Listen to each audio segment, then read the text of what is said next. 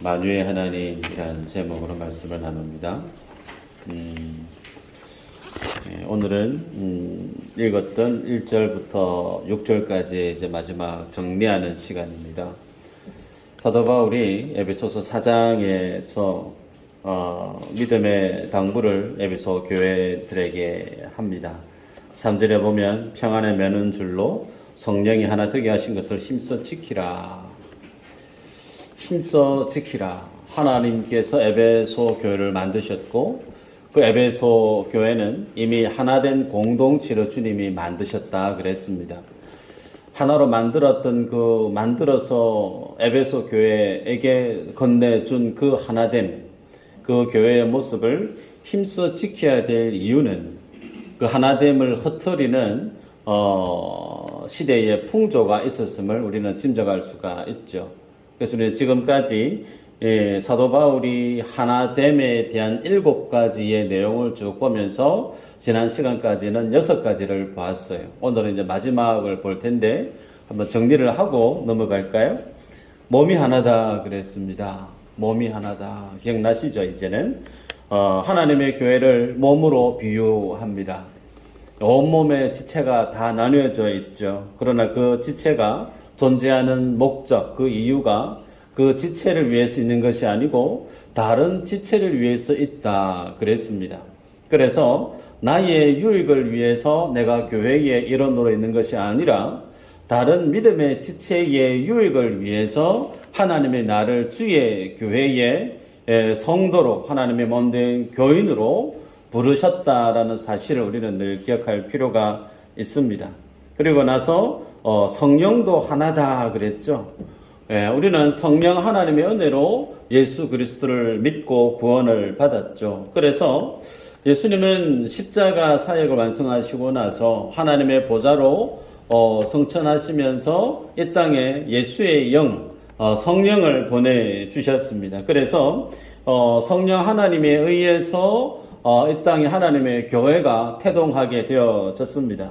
그리고 그 하나님의 성령의 은혜로 인하여서 예수 믿는 사람들은 주를 믿는 구원에 이르는 은혜의 축복을 누리게 되어졌죠. 그래서 성령에 의해서 조성되어지고 성령에 의해서 주를 믿게 된 성도에게는 본인이 하나님의 구원받은 자녀된 증거가 표지가 드러난다고 그랬습니다. 그것은 성령의 열매로 드러난다고 그랬죠. 대표적으로 인격적인 열매라고 그랬습니다. 갈라디아서에서 언급하는 성령의 9가지 열매가 그 대표를 할 수 있는데요. 이 내용은 인간이 애써서 노력하는 부분도 있지만 원천적으로 보면 하나님에 의해서 성령의 열매가 성도 속에 열매 맺혀진다고 그랬습니다. 그래서 주님이 포도나무 비유의 말씀을 하셨습니다. 너희가 내 안에 거하고 내 말이 너희 안에 거하면 그렇게 말씀하셨죠. 그래서 성령 안에 우리가 그리스도 안에 거한다라는 똑같은 의미는 성령 충만하다라는 의미와 일맥상통할 뿐만 아니라 성도가 주님 안에 거한다라고 하는 그 의미는 그 심령이 예수의 말씀, 성경의 말씀으로 통치를 받는다는 거죠. 그래서 그런 하나님의 말씀과 성령에 붙들려서 살아가는 사람에게는 예수를 믿어 구원에 이른 사람의 표지, 인격적인 변화가 일어난다 그랬습니다. 그 다음에 또 우리가 보았던 내용이 한 소망에 대해서 봤죠. 성경이 우리에게 소망에 대한 말씀을 주실 때 그 소망은 눈에 보이는 것이라고 말씀을 하셨죠. 여기 아니요라고 하셔야 되는데. 성경이 우리에게 주시고자 하셨던 소망이라고 하는 그 소망은 우리의 눈으로 보이지 않는 것이라고 그랬습니다.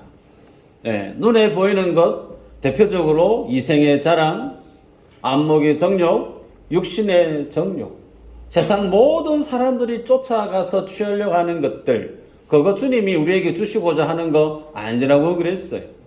하나님이 주시고자 하시는 것은 눈에 보이지 않는 소망이라고 그랬습니다. 그 소망은 하나로 귀결되어지는데 예수 그리스도라고 그랬습니다.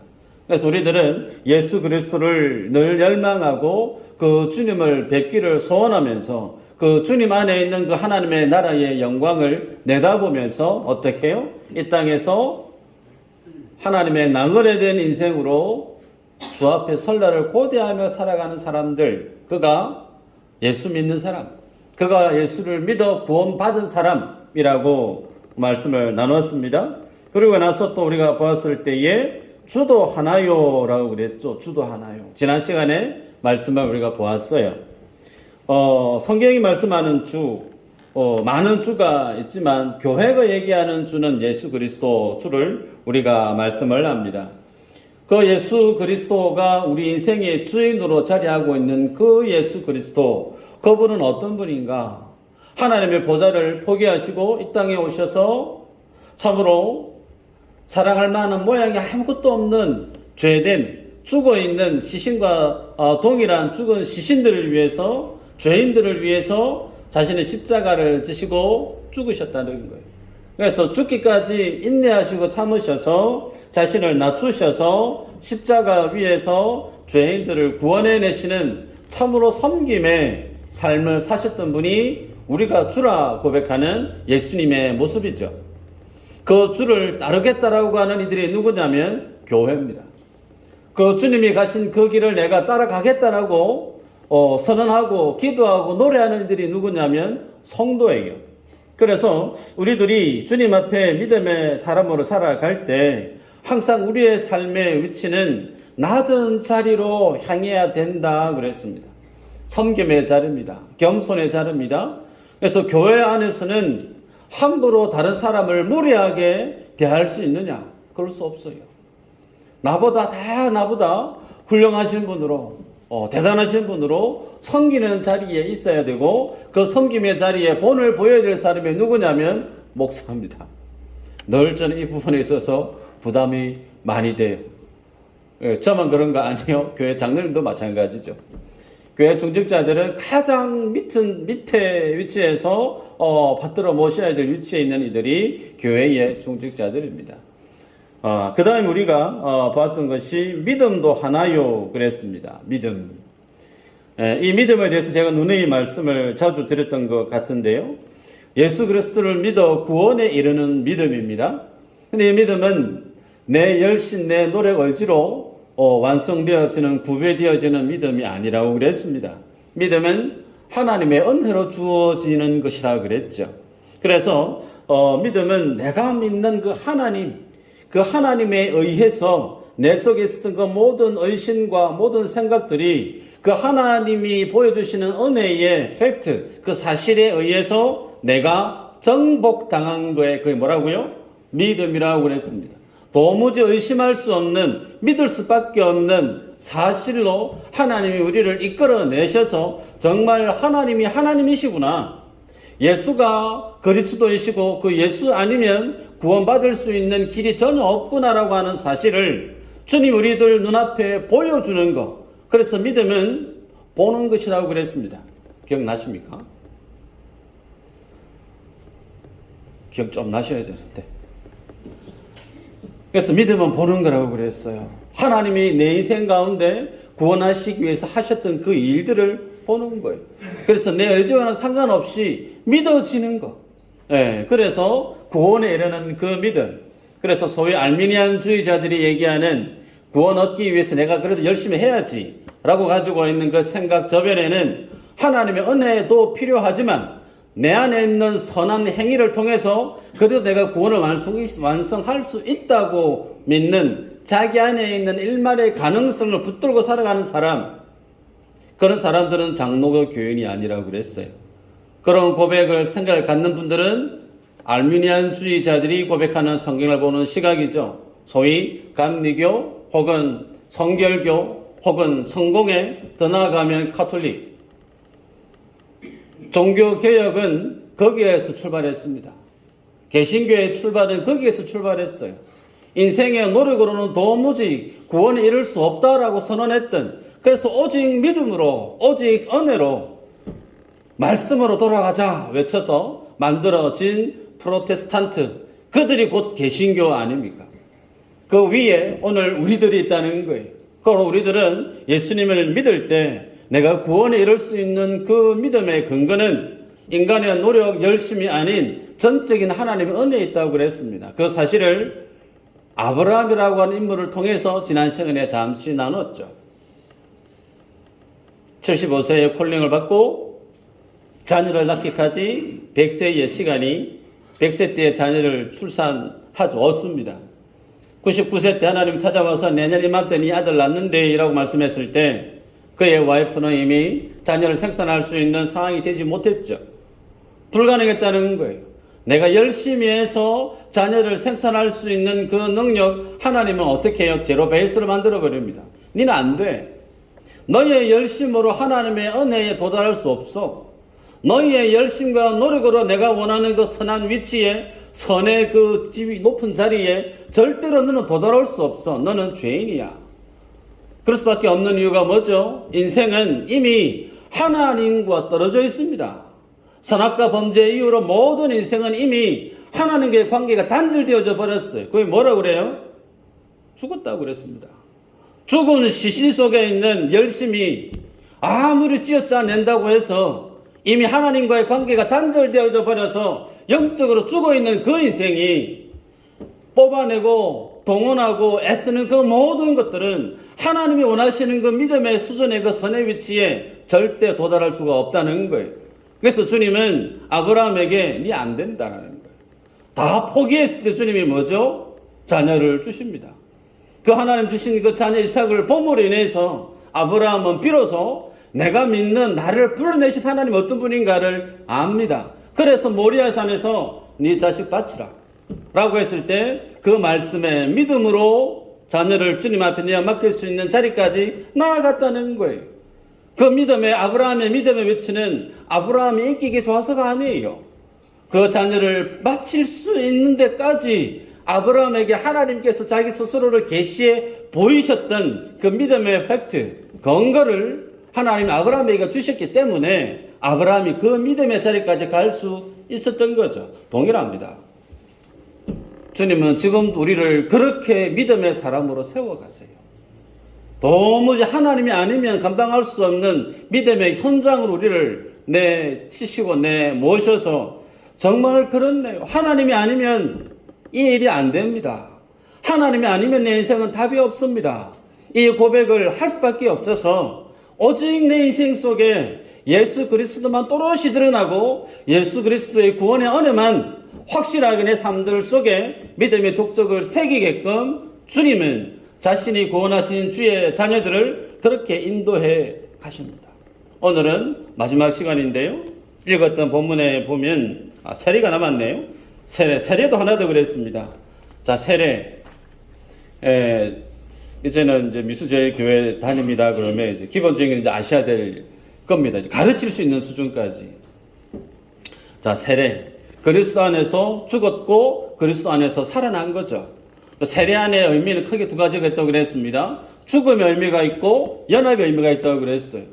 예수 그리스도와 함께 죽었던 그 옛사람은 죽고 없어요. 그래서 죽었기 때문에 그 사람에게는 뭐가 없어졌죠? 죄에 대한 형벌에 대한 권리가 사라져 버렸습니다. 그러면서 제가 지난주에 예를 들었죠. 전두환 전 대통령 5.18 관련된 가장 큰 책임을 지닌 분이시지만 죽고 없어요. 돌아가신 분에 대해서는 무슨 형사, 민사상 법적인 책임을 물을 수 없습니다. 동일해요. 우리가 죄를 범하게 되어지면 그 죄의 종국에는 죽음이에요. 그 죄값을 하나님은 물으십니다. 근데 물으시는데 예수와 함께 연합되어져서 죽어버렸네요. 모든 성도들이. 그러면 그 사람에게서 하나님의 죄를 물으실 수가 없다는 거예요.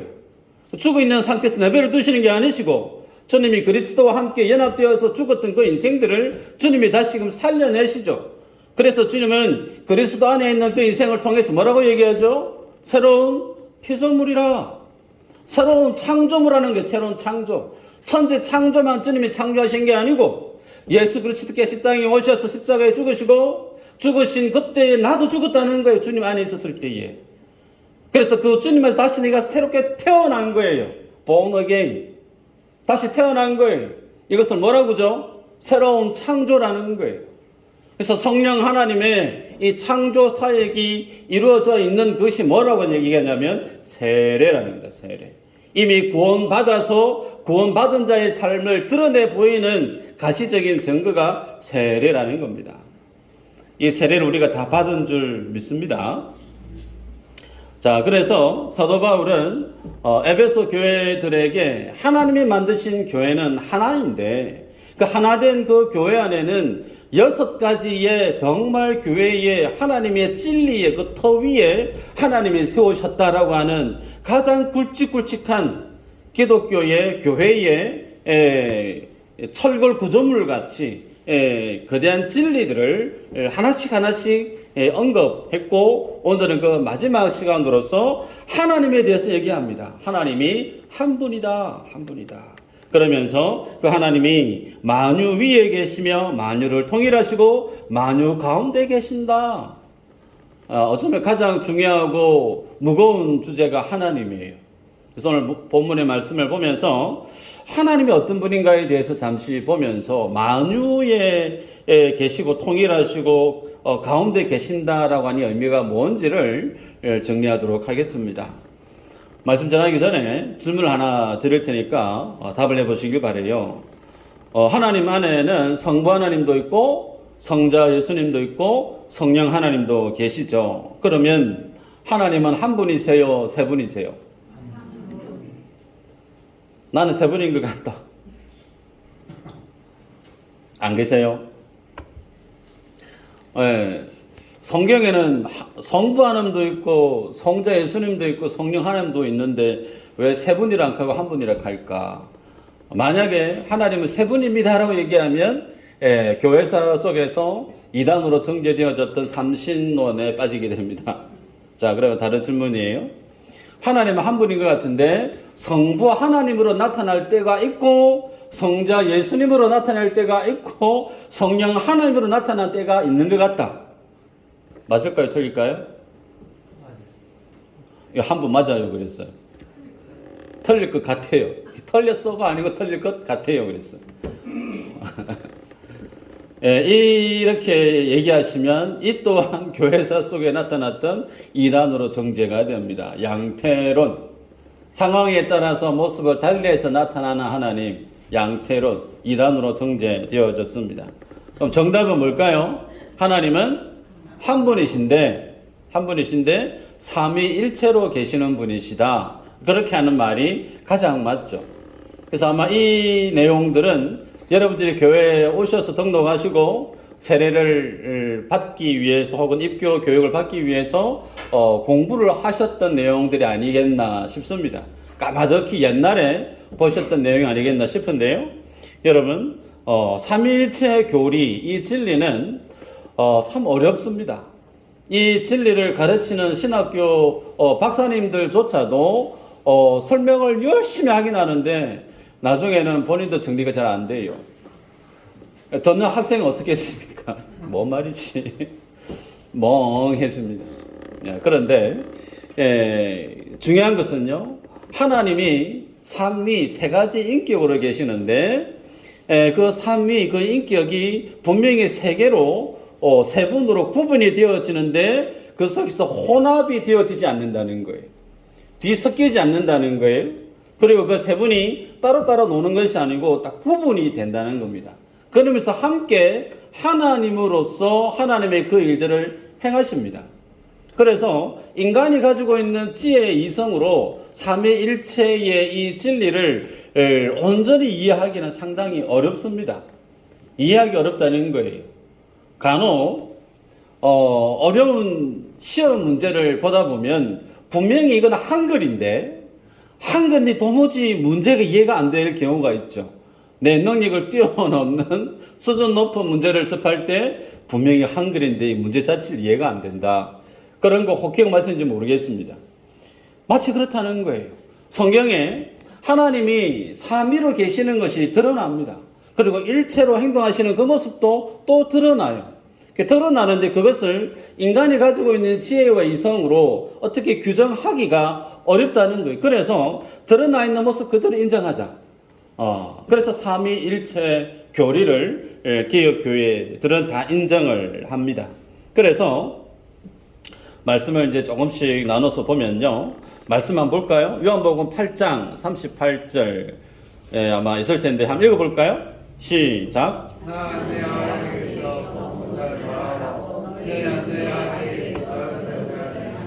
네, 여기서 예수님이 바리새인들하고 요한복음 8장에서 논쟁하듯 얘기를 하는 장면이 등장을 합니다. 여기에 보면 예수님은 본인을 계시해요. 나는 내 아버지는 성부 하나님이다. 하나님 아버지다. 그렇게 얘기를 합니다. 그러면서 너희들은 너희 아버지에게서 들은 것을 행한다. 그럽니다. 그랬을 때 바리새인들이 하는 얘기가 뭐냐면 우리 아버지는 아브라함인데 라고 얘기를 해요. 그러자 예수님이 그거 아니라는 거예요.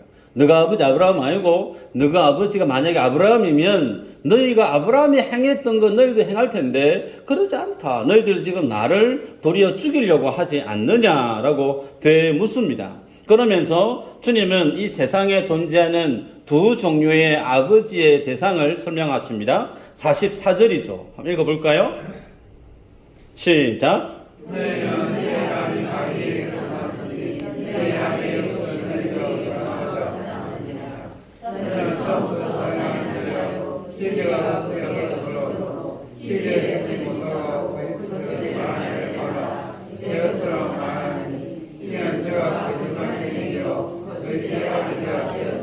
네, 이 세상에 아버지라 불리는 자가 있는데 그 아버지는 사탄이에요. 마귀입니다. 그 마귀에서 난 자들이 이 세상에 있다. 그리고 그 주님이 그 마귀에서 난 자가 누구냐면 바리새인들이라고 주님이 혹 찍어서 얘기를 합니다. 반면에 하나님을 아버지라 고백하는 아버지, 하나님의 자녀로 살아가는 약속의 인생들은 어떤 인생을 사느냐면 하나님의 말씀을 듣는데요. 47절에 보면 하나님께 속한 자는 하나님의 말씀을 듣나니 너희가 듣지 아니하면 하나님께 속하지 아니하였음이로다 그래요. 자, 하나님의 자녀와 사단의 자녀의 구분이 예수님의 말씀을 듣느냐 안 듣느냐라고 주님이 지금 구분을 짓고 있습니다. 그런데 여기에서요, 중요한 게 당대에 많은 사람들이 야, 나도 저 사람처럼 좀 신앙생활 해야 될 텐데 라고 했던 믿음 생활의 표본, 모델이 누구냐면 바리새인들이에요. 그렇죠? 바리새인들만큼 율법에 대해서 열심을 내고 하나님 앞에 자신의 믿음의 삶을 깨어 경성한 사람은 없습니다. 그런 율법에 있어서 신앙에 있어서 정말 최선을 다해서 살아가고 있던 그 바리새인들을 향해서 예수님은 너희들은 마귀 자식이다라고 얘기해요. 여러분, 이 얘기를 들었을 때 바리새인들의 기분이 심히 나쁘겠죠. 나쁜 수준을 뛰어넘어서 아마 예수님을 죽이려 할 겁니다. 내가 지금 믿고 있는 대상이 바알도 아니고 아세라도 아니고 지금 하나님인데 내가 믿는 하나님을 두고 네가 믿는 하나님 아니고 네가 믿는 그거 마귀야 라고 지금 얘기하고 있는 거예요. 이해되시죠? 그러면 이 프레임을 그대로 우리에게 가져와 보십시다. 나에게 가져오자는 거예요. 내가 지금 신앙생활 열심히 하고 있어요. 교회 와서 예수님의 말씀을 듣고 신앙생활 열심히 합니다. 그러면서 나는 하나님 아버지를 믿는다고 얘기를 해요. 이러한 생각을 누가 가졌었느냐면 바리새인들이 가졌다는 겁니다. 그러면 바리새인들이 가졌던 그들의 하나님이라고 하는 그 생각과 내가 오늘날 예배 드리며 교회 안에서 하나님을 생각하는 그 하나님과 차이가 있어야 된다는 거예요. 달라야 된다는 거예요. 여러분, 그 다름의 기준이 뭐냐면 사랑의 대상이 누구냐라는 겁니다. 사랑의 대상. 하나님을 아버지로 둔 친하나님의 백성, 친하나님의 자녀들은 그 사랑의 대상이 하나님께 있습니다. 하나님만을 사랑해요. 그래서 그 하나님의 음성을 듣습니다. 그래서 예수님의 말씀을 즐겨 듣고 순종한다는 거예요. 그러나 하나님께 난 사람이 아닌 사람은 하나님을 사랑할 수도 없고 하나님을 말씀을 순종할 수도 없어요. 여기에 우리의 신앙의 가장 중요한 기준점이 드리워지는 겁니다. 그러면 제가 여러분에게 여쭤봅니다. 여러분들은 하나님을 사랑하십니까? 여러분 자신을 사랑하십니까? 5분 얘기하시는 거지. 큰일 났습니다. 우리들은 고백은 하나님 사랑합니다 라고 할 수 있어요. 그런데 우리의 삶의 실제적인 모습을 면면히 들춰보면 내가 하나님을 사랑하는 것보다 철저하게 나를 더 사랑하는 모습이 더 많지 않은가 무거워집니다. 이런 질문을 내 앞에 가져와서 딱 앞에 서보면 대표적으로 사람이 예수님을 믿으면서 살아갈 때 다툼이 있어요. 분쟁이 있다는 거예요. 네. 다툼과 분쟁과 갈등이 있습니다. 그런데 그 갈등의 중심에 이유가 어디에 있느냐면 하나님을 더 사랑하기 위해서 교회 안에 성도 간에 갈등이 있고 분쟁이 있는 경우는 거짓말이 못 봤어요.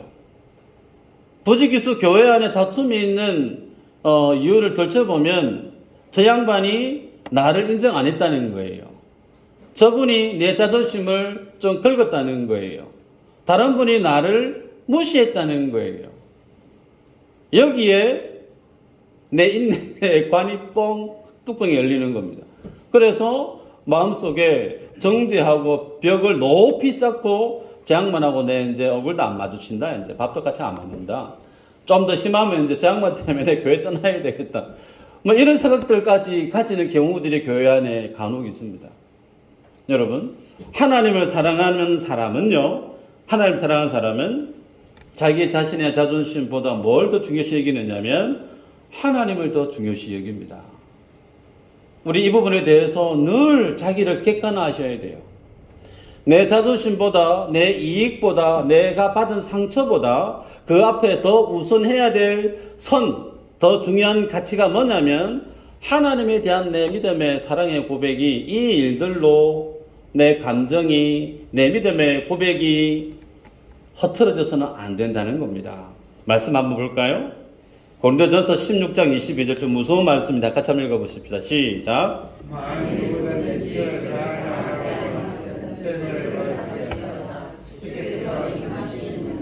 아멘. 누구든지 주를 사랑하지 아니하면 뭐 받는다고요? 양 목사가 오늘 지금 여러분과 협박하고 있는 것 같은데요. 협박이 아니에요. 성경에 있는 말씀 그대로입니다. 여러분, 예수 그리스도를 사랑하지 않는 그는 이미 저주 아래 있는 거죠. 다시 저주받을 필요가 없습니다. 이미 저주받은 거예요. 그리스도와 상관없는 삶을 살기 때문에. 반면에 예수 그리스도를 믿고 주를 사랑하는 자는 즐거이 주의 말씀 앞에 순복하는 삶을 삽니다. 그래서 여러분들이 나는 하나님의 말씀이 무조건 아멘 할 거예요 라고 하는 이 어떤 질문 앞에 다들 아멘을 하실 수 있으리라 생각이 듭니다. 그런데 잊지 마셔야 될 게 뭐냐면 우리의 허다의 많은 일상들 속에 내 중심의 삶에 드러나는 모습들은 하나님을 사랑하는 모습과 나를 더 사랑하는 모습들이 어느 정도로 비율이 내 삶의 내용으로 채워져 가고 있는가. 이 부분에 대해서는 나 스스로가 내 삶을 평가하셔야 돼요. 여러분, 요한복음 1장 18절 본래 하나님을 본 사람이 없으되 아버지의 품속에 있는 독생하신 하나님이 나타내셨느니라 그랬습니다. 그렇죠? 하나님이 이 땅에 오셔서 하나님의 모습을 나타내 보이신 분은 예수 그리스도 외에 없어요. 이 말씀의 의미를 좀 더 깊이 보면요, 예수님이 어느 정도로 자신의 삶을 내려놓으시고 자신의 삶들 속에 하나님의 모습을 드러내기 위해서 사셨는지를 방금 읽었던 1장 18절의 내용이 보여주고 있습니다. 철저하게 예수님이 이 땅의 공생의 사역을 사시는 동안 자신의 색깔, 자신의 어떤 모습 철저하게 주님 앞에 내려놓았어요. 그리고 오롯이 하나님이 예수 그리스도에게 원하시는 말씀들을 철저하게 들춰냈습니다. 그래서 생각을 해보시면요, 만약에 예수님이 자기 자신을 사랑하는 마음이 더 많았다라고 여겨지면 태어날 때부터 아마 불만을 표출했을 겁니다. 왜 많고 많은 집들 중에 가난한 목수집에 태어나게 했느냐, 하나님 앞에 땡깡 부릴 수 있을 거예요. 좀 성장했을 때 중2병 감당 안 되는 외계인 증후군에 해당되어지는 중2병 정도 되어지면 왜 우리 집이 이렇게 가난하냐고 아마 엄청 격결로 가지 않았겠나 싶습니다. 혹은 예수님 앞에 자기 자신을 스스로 좋아했다라고 하면 40일 광야의 금식기도 주님이 물론 갔다 하셨지만 굳이 이거 왜 해야 되냐고 힘들어 죽겠는데 쉬운 길로 가면 안 돼요? 아마 하나님 앞에 항변도 하셨을 겁니다. 혹은 십자가 지시기 전에 수많은 사람들이 주를 예수님을 나와서 다윗의 왕이라고 호산나라고 외치면서 그렇게 열광했던 무리들이 갑작스럽게 돌변해서 예수님을 죽이라고 했을 때 아마 화가 나가지고 하나님 나 도저히 못하겠는데요. 십자가는 안 질러 합니다. 아마 그 십자가 길에서 도망가실 수도 있었을 거예요. 기분 나빠가지고 자존심 상해가지고. 그런데 성경에는 그런 예수님의 모습이 일절 없습니다.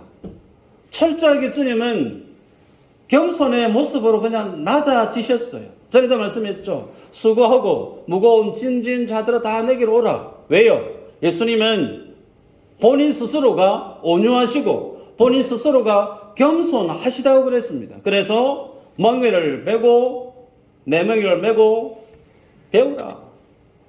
주님 스스로가 겸손 자체이시기 때문에 자기의 삶의 모습, 자신의 어떤 영광, 자신의 어떤 자존심 전혀 개의치 아니하시고 주님은 다 내려놨어요.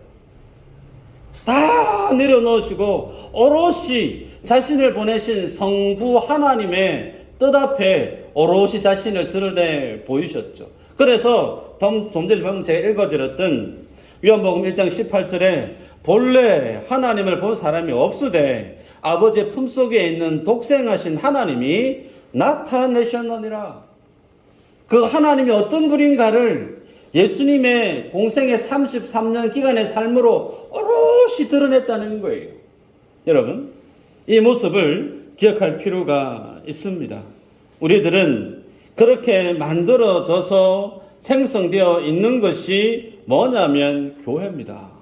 그 주님이 사신 그 길을 따라가겠다고 모여서 힘써서 기도하고 예배하고 헌금 생활하고 열심히 교제하면서 믿음의 정체성을 공고히 세워가는 이 땅의 교회, 그 교회의 모습이 곧 누구의 모습이냐면 예수님이 이 땅의 공생의 삶을 사시면서 하나님의 모습을 덜쳐냈던 그 사역이 이 땅의 교회가 해야 될 사역이라는 거예요. 이해되십니까?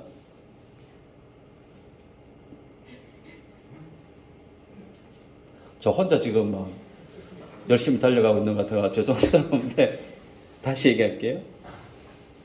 예수님이 오셔서 하나님이 어떤 분인가를 드러내기 위해서 사셨단 말이에요. 그게 주님이에요. 그게 예수님의 삶이에요. 근데 그 예수님의 삶을 오롯이 이어받은 이들이 누구냐면 이 땅의 교회란 말입니다. 그래서 이 땅의 교회는 그러면 누구를 드러내 보여야 되느냐면 예수 그리스도죠. 더 나아가면 그 예수를 보내신 성부 하나님의 모습을 드러내야 되는 존재가 이 땅의 교회라는 겁니다. 그런 교회이기에 그 교회가 교회 안에서 그 하나됨을 무시할 수 있느냐? 그럴 수 없다는 거예요. 그래서 만에 하나 교회 안에서 다른 사람이 누구가 나를 무시했어요. 목사님, 그 양반 좀 어떻게 좀 해주시면 안 돼요? 그런 얘기를 저한테 예를 들어 하시는 분이 있다고 치십시다. 세 가지가 잘못된 거예요. 첫 번째, 무시를 하신 분도 잘못됐고, 그 무시를 받은 사람도 잘못됐고, 무시받았다고 해가지고 그 자신을 무시했던 사람을 미워하고 정죄하고 있는 그 자신도 잘못된 거예요. 여러분, 교회는 그럴 수가 없습니다.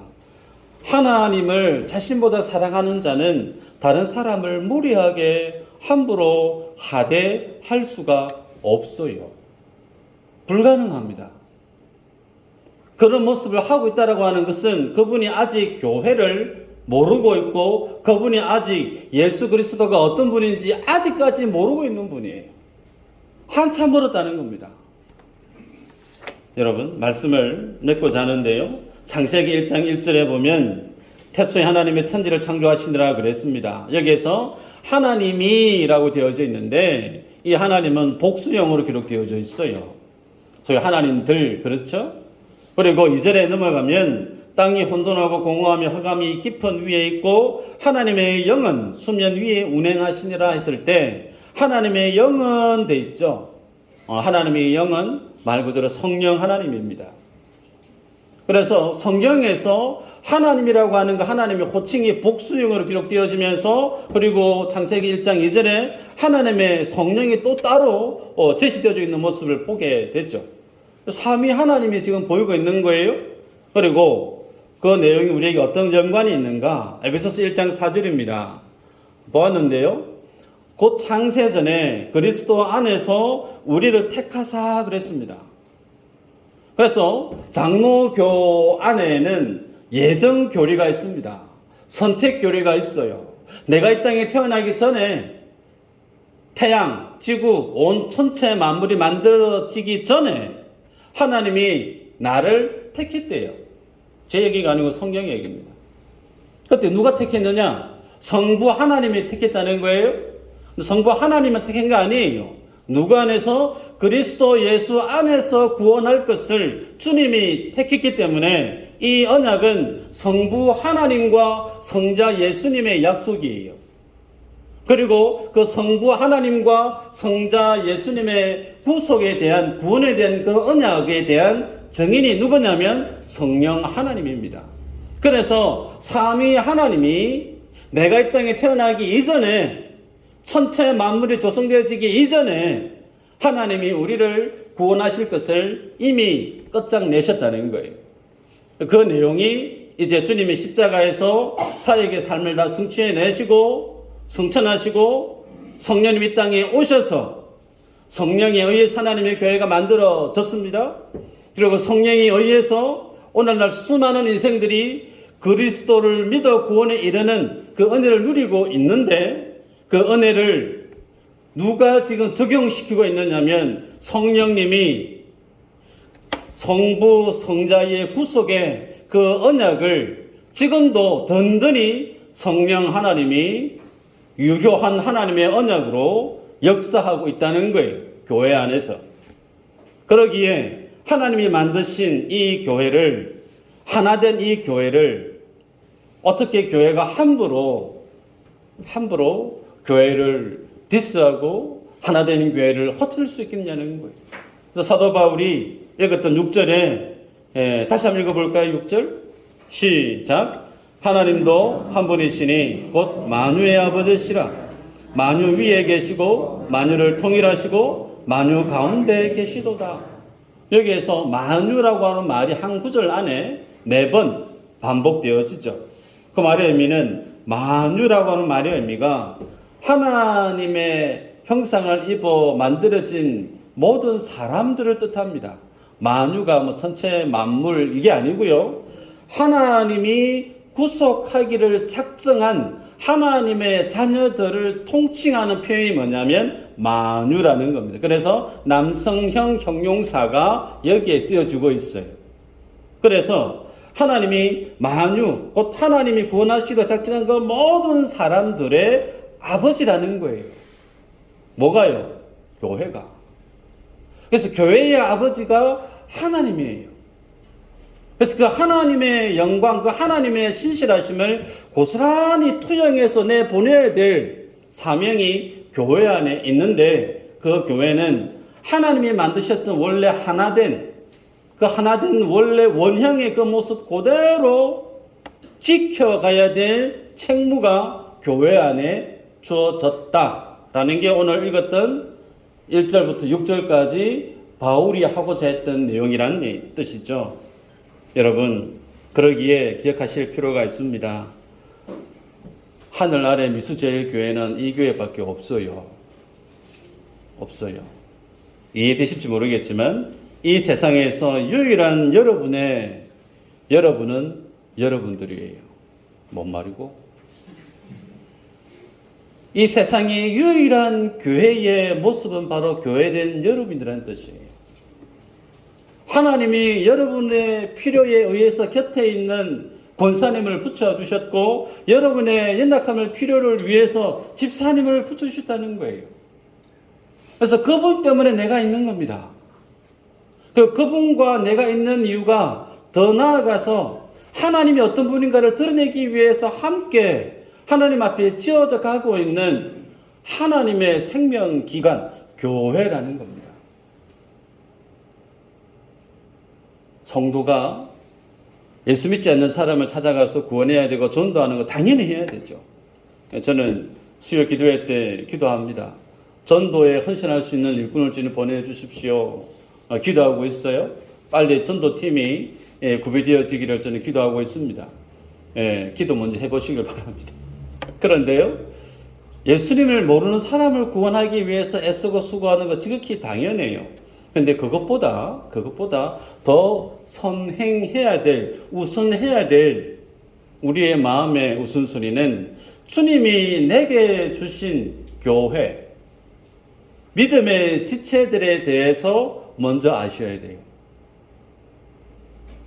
이분들에 대해서 여러분이 어느 정도로 한 하나님의 가족으로, 한 하나님의 식구로 끈끈이 세워져 가고 있는지에 대해서 나 스스로가 인지할 수 있어야 돼요. 옆에 있는 사람에 대해서 왔는지 별 관심도 없어요. 그 집안이 어떻게 사는지 별 관심도 없어요. 그러면서 그냥 와서 예배 드립니다. 봉사합니다. 세상에 많은 교회가 그렇게 살아가요. 교회가 대형화 되어지면 되어질수록 그것은 교회의 본질의 모습에서 가면 갈수록 떨어지는 거예요. 반대로 교회가 작아지면 작아질수록 그 교회는 가장 성경적인 교회의 모습으로 나아갑니다. 그래서 소그룹이 중요해요. 왜요?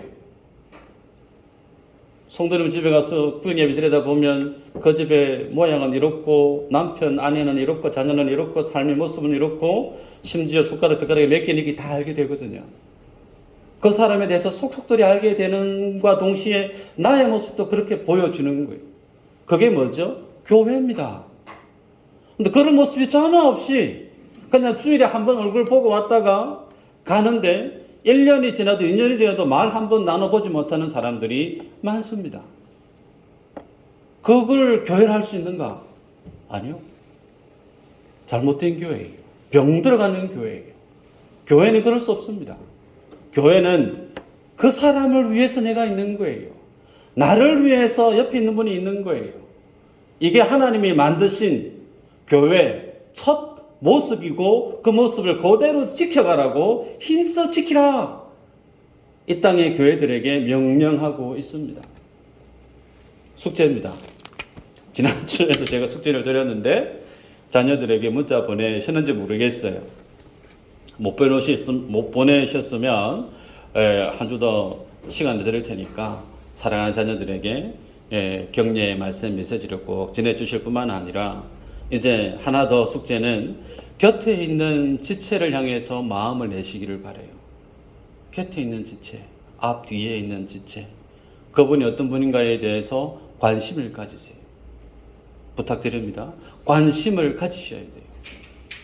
서먹서먹하고 경상도 사람이 되어가지고 정 내는 게, 말 거는 게 상당히 좀 어색할지 모르겠지만 괜찮습니다. 하나님이 나에게 주신 평생의 믿음의 귀한 동력자예요.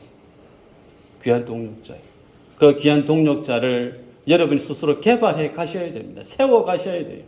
그러기 위해서 정을 내시고, 전화를 하시고, 혹은 상황이 되면 식사도 하시고, 그러면서 기도 제목까지 나누시고, 삶의 필요가 뭔지에 대해서 나누시고, 그러면서 기도의 자리까지 함께 그분을 위해서 기도하는 모습이 주님 우리에게 원하시는 성경적인 교회의 모습임을 기억하시고, 한 주간 동안 곁에 있는 지체들에 대해서 좀 관심을 가지시고 열심을 내는 여러분 되시기를 축복합니다.